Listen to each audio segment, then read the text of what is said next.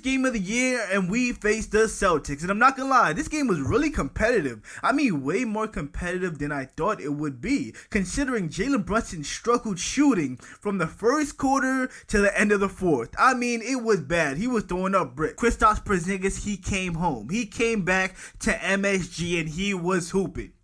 I was really critical on what the acquisition of a Kristaps Porzingis would look like on this Boston Celtics team, and I was wrong.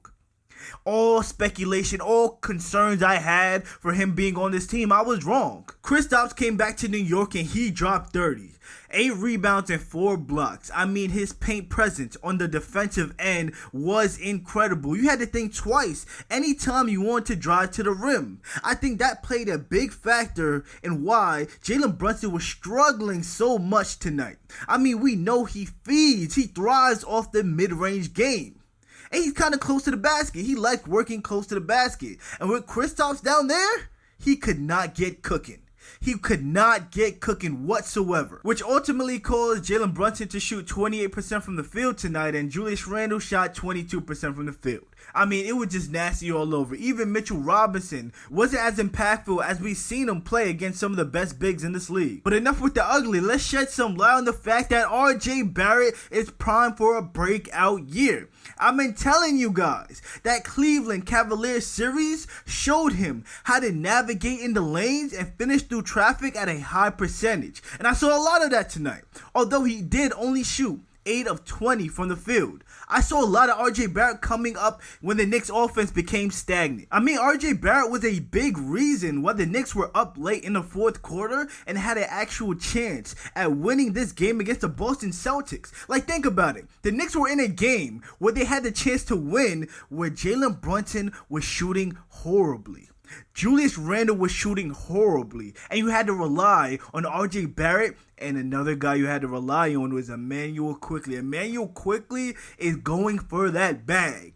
You are going to have to pay this man if he continues to play the way he played tonight. See, this version of Emanuel Quickley is the one that should have won 6th Man of the Year. This version of Emanuel Quickley is the one that deserves a max contract extension. Quickley is one of those unique players in terms of when he steps on the court, the energy level of the entire team goes up another notch. When he's hitting threes, there's no other backup point guard I'd rather have on my team besides Emanuel Quickley. Quick and RJ Barrett led the Knicks in fourth quarter scoring with 8 points apiece. And although we did not win this game, I truly believe that we could be the 3rd best team in the Eastern Conference. That's not gas, that's not bias, that's not because I live in New York. We played the juggernaut in the Boston Celtics that has 5 former All-Stars, and we almost beat them.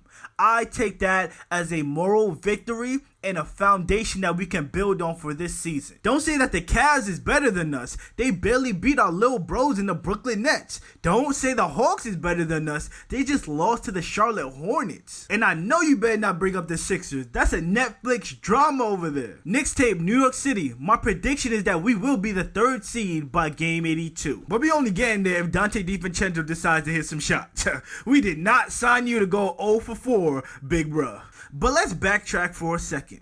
Despite the 34 points, 11 rebounds, and 4 assists, the best player on the court tonight was Kristaps Porzingis. And the worst might have been Jaylen Brown.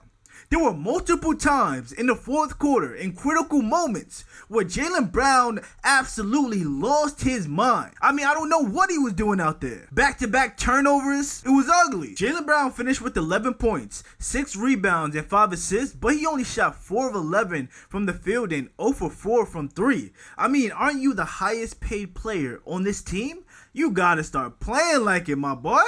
But another thing is, Jrue Holiday. Despite the great defense I saw out of Jrue Holiday tonight, we saw exactly why the Milwaukee Bucks decided to move on from him. He shot 4 of 10 from the field, 1 of 5 from 3, despite the 3 blocks. I noticed it, I saw it, I appreciate it.